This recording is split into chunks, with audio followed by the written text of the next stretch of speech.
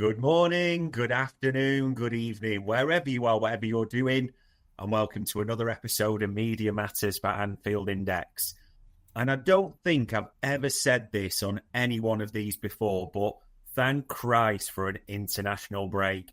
Maybe it's just what Liverpool need at the moment, because 3 defeats in a row, 2 in the Premier League, 1 in the Champions League, and Saturday there is 1,001 things to talk about. And I'm joined as ever by the renowned and the respected David Lynch. And I suppose first thing I'm going to ask you, no one's really got normally any interest in an international break, but we probably need it, don't we?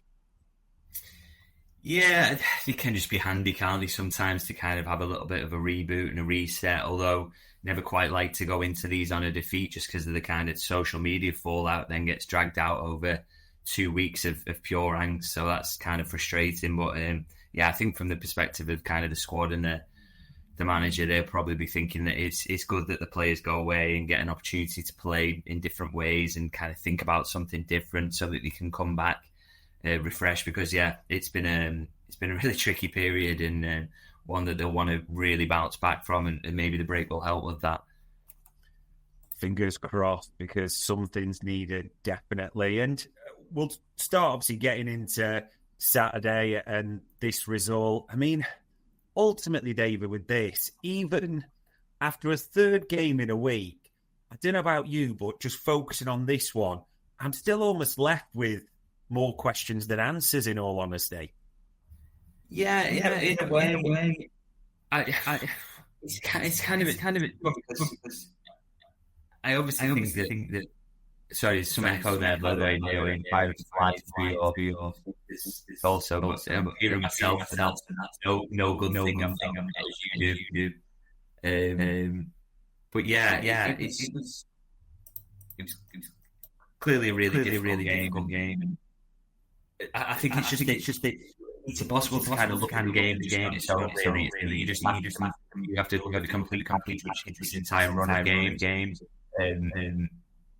It's obviously not been very good. This one, I think it's three very solid defeats really, and there are something there. We will go to those. But I think after this one, I'm almost like it could have just so easily got the other way. If it had, the narrative would have shifted. People would have felt better. Obviously, and you look at the game again, some encouragement in there. Yeah. But when you get knife again for the second Premier League game in a row, we're not going to be happy. So it's strange, really. I don't know how to express the fact that I still think there are some positives in the games. I guess we come out now.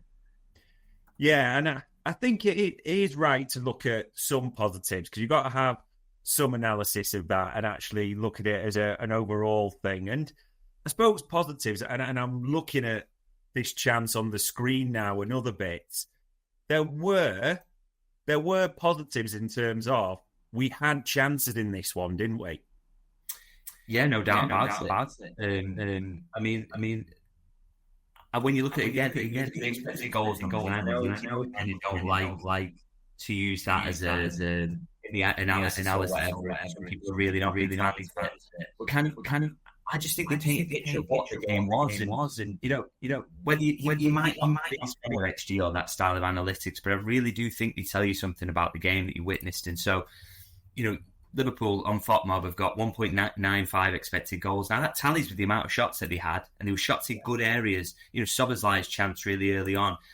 Moments like this where the ball's kind of, it should have been a bigger chance in the end, and so many moments where you think that Liverpool could have done better with the opportunity that they had. And then you look at what Chelsea's are, which is basically one expected goal. And again, up until they score that late one, Liverpool restricted to around kind of 7 expected goals, which I always think, is the benchmark for a clean sheet. I think it would have been fair, really.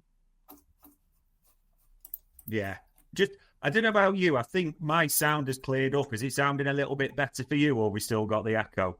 I'm still echoing. It seems to be whenever we got something in the screen. So when we go to full view, there it goes. Yeah, we might have to limit the visuals for you on this, people, I'm afraid, for that one. I mean, progression of the ball as well. This was one of the big topics. We just couldn't get that ball forward a lot of the time, wasn't it? Do you remember there's that bit where Canate goes to Van Dijk goes to Kirkhouse, and Kirkhouse passes it out of play?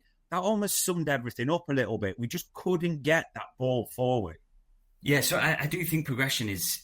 I think if you're going to pick out any common theme of these last 3 games, I think it's something that does genuinely have to be solved. And so, for whatever reason this season, it's just looking like the ball's going to Canate and you're like, oh my God, where is this going to go now? I mean, I remember the Galatasaray game, and this is something, obviously we didn't get the chance to talk about that because I was away after the game, but that was a really good example of kind of one where Alisson picks out Frimpong in a position when he's coming back to goal. When the ball breaks and he comes out kind of sweep a keeper, he is getting closed down, but he's got Gravenberch to his left in loads of space, and instead he goes to Frimpong, who is coming back towards goal. Frimpong's then immediately in an uncomfortable position. He passes it to Canate inside, who himself is coming back towards goal in a really uncomfortable position, and then he gets dispossessed and ends in a chance for Galatasaray. And that's a kind of extreme example, but I think this seems to be happening repeatedly in terms of there are moments where Liverpool are just, you don't have confidence in their ability to play out anymore, and they're how they work those rotations or whatever. And I've seen some real kind of simplifications of the issue here. This talk of kind of like, oh, well, it would be different if they had Mark Gay. And I kind of agree with that from one sense in terms of that would be fantastic. Obviously, he's a brilliant passer of the ball from the back. But Mark Gay does most of Crystal Palace's progression from centre-half in the same way that Virgil van Dijk did most of Liverpool's progression from centre-half last season. So you don't generally have 2 unbelievable ball players in centre-half positions. So why is it not working then? Why does Canate seem to find himself in those situations so frequently? And why did it not happen so much last season? And again, the oversimplification comes again that Trent Alexander-Arnold's not there. And I agree, actually. I think, we spoke about this an awful lot, and I said it's the one thing I'm really worried about them missing is his ability to progress the ball from right back. But again, 99% of teams in the world do not have someone who can progress the ball from right back in that way. So there are other ways around this. Yeah, they don't have it. So Liverpool maybe became a bit reliant on that being there, but they can work it out. This idea that, well, they've just got the completely incorrect profiles now or whatever, and it's an impossibility to work it out. I just don't really agree with that. I just think what we're seeing is teething issues in terms of working it out, in terms of getting used to the fact that if you're Alisson there, you can't pop the ball to the right back because it's Frimpong and he's a lot less comfortable in those deeper positions, and he ends up doing something daft like firing the ball inside to Canate, who's himself is facing his own goal. Trent would have kind of been able to comfortably turn out, maybe ping a left-footed ball cross-field, but they don't have that now. And Alisson, for me, makes a poor decision in that situation we were discussing. And so I think a lot of it's coming down to poor decisions. Sometimes the midfielder's not dropping into areas thinking, God, if I don't do this, he's going to be under pressure and he can't just fire it to his right back to get us out. But it's like it's being talked about like it's this impossible problem to solve. And I just don't really agree with that. But it is definitely a consistent issue. But we've seen plenty of games this season where they've been absolutely fine in terms of build-up against a great pressing Atletico side, by the way, completely could get the ball back to front, no problems there. So, again, I think like every issue that we're seeing in these games, and there are some of them that are consistent, which is being talked about like it can't be solved, and Liverpool's summer was rubbish or whatever. I just don't, or the manager can't solve these issues. I mean, he's a manager who, for me, one of his biggest strengths when he immediately came into Liverpool was that he improved the build-up really noticeably. So he can solve these issues, and I think, and I do think Liverpool have got profiles that can get them out and they can play through, and it's not like the season's a complete write-off because they haven't signed Adam Wharton or whatever. These are problems that I think the coach can solve.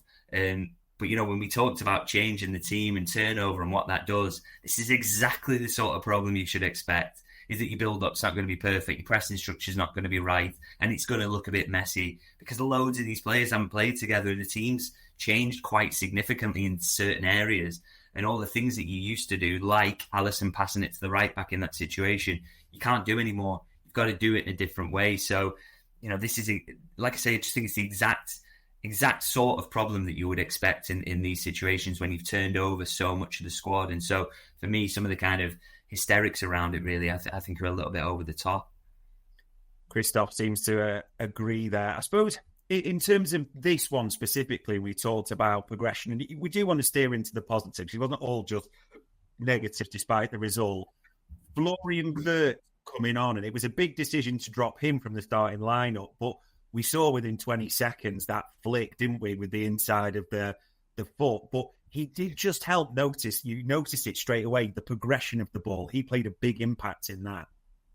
Yeah, what I would say about that is that he definitely did, but ideally I don't want him to be playing too big a role in progression, to be honest. I kind of don't want him to have to drop deep to work that out. It's a nice tool to have sometimes to kind of, if you're really locked in certain games, for him to be able to just drop deep and you get those little rotations, and McAllister maybe ends up in the attacking midfield role. But I don't think I want it to be something that Liverpool have to rely on, really, I'd say, in the long term. It's just a tool to have up your sleeve, but he can be helpful in those situations 100%. But I think one of the things that they're just going to have to get better at it, from who drops in and who stands where to progress the ball, and who helps Kanate and makes it easier for him to work it out. These are the things they've got to kind of work on, really, and they take time, unfortunately. And when you've got a load of new players, that's exactly what you expect. And I just don't think it's a surprise that build-up's an issue at the moment. But equally, I don't think it's a problem that they can't solve, or that people have seemingly forgot that this manager is capable of doing that. Like I say, I think it's one of his biggest strengths, personally. There are issues at the moment, but I think the ones that can be solved, particularly by this manager who's shown time and time again he's capable of that. Fingers crossed. And I mean, there's one area we've got to talk about with this game as well, the fullback situation. I mean, Milos Kerk has really struggled in this, but what I struggled with this was afterwards, Arne Slot talked post-match about, well, it's his third start in a week. Because surely why not start Robbo against Galatasaray, or start him in this one? I mean, Kerk has struggled, but again, it just didn't seem like he played to any of his strengths in this one. I think he's one of the ones as well for me who's kind of struggling in the build-up aspect. So Liverpool are asking him to do some really strange things I just don't think he seems comfortable with. And I think there are certain aspects of his game. I think he's a really brilliant young player. He's already very, very good, by the way. I'm not doing him down here. That's not by saying he's going to be great. Like, I think both things are true. But his strength at the moment is 100% not receiving the ball from the centre half and working a way out in build-up. He is so closed off with his body that has to be coached out of him immediately. I mean, it's just... the moment the ball gets past Liverpool's left back, they're under pressure because he is a pressing trigger. He's always sideways to receive the ball, and it's like, if you see someone do that as an opposition winger, you're like, right, I'm in here, 100%. That would be something that Jurgen or Arne Slot would talk to players about as a pressing trigger, and he is always in that position. They've got to work with him there or find ways. Maybe he's closing himself off because he never feels like he's got an option down the line or inside. So if that's the case, Liverpool have to work that out. They have to find new ways to give him something where he can take it and feel a little bit more comfortable, because he's certainly not at the minute. And I wonder whether the managers kind of shield him a little bit in terms of saying tiredness, because I think that was his biggest problem in the game, really, is that every time he got the ball, he looked like the most pressable player on planet Earth. And that's, for me, has been a consistent issue with him and the use of him, really. But again, the managers learning things about him. They did know what they were signing, but you can't know until you get them in the door. And so they're learning about him. He's learning things about his teammates. And again, it's just that turnover issue. It's creating kind of uncertainty in what Liverpool are doing. And if you are uncertain in any way at this elite level against a team that wants to press you, then it's going to cause you problems. So and I think when Robertson came on, obviously he's not great around that goal either. So the manager would say, well, that's maybe why I don't start him there. So it's one where I think Kerkez, he's one of those problems to solve. But I know people want to go, oh well, he's useless, why did we sign him? But obviously I don't think in that way, and I don't think anybody at Liverpool will. No, I think probably you're right. We'll talk later a little bit about the fullbacks in Robbo at the scene of the crime again, which obviously brings the question marks there. But, I mean, moving over to the right-hand side, Connor Bradley's just picking up, and again in this one, stupid yellow cards repeatedly, isn't he?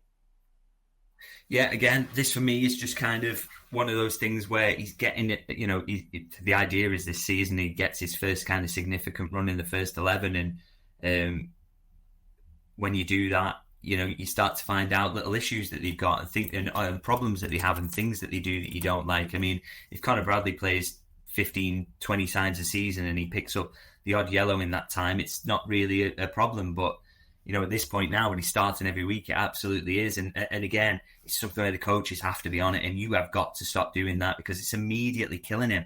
Because he's somebody who's quite physical. He likes to get in, he likes to be in duels, and he's a good duel winner. But the moment you get a yellow card, you lose your ability. You need that sometimes to trip someone, to stop them getting through on the one time that they beat you in a game. And so, that's an aspect of his game that I think needs to really be worked on. But again, I'm seeing social media that apparently he's useless now, and people completely forgetting how big a talent he is. And again, it's a small issue, and these small issues start to add up to something worse, which is what I think we've seen over the course of this last week or so. But I think that's a big weakness for him that he needs to work on. But it's quite a simple one to fix, isn't it?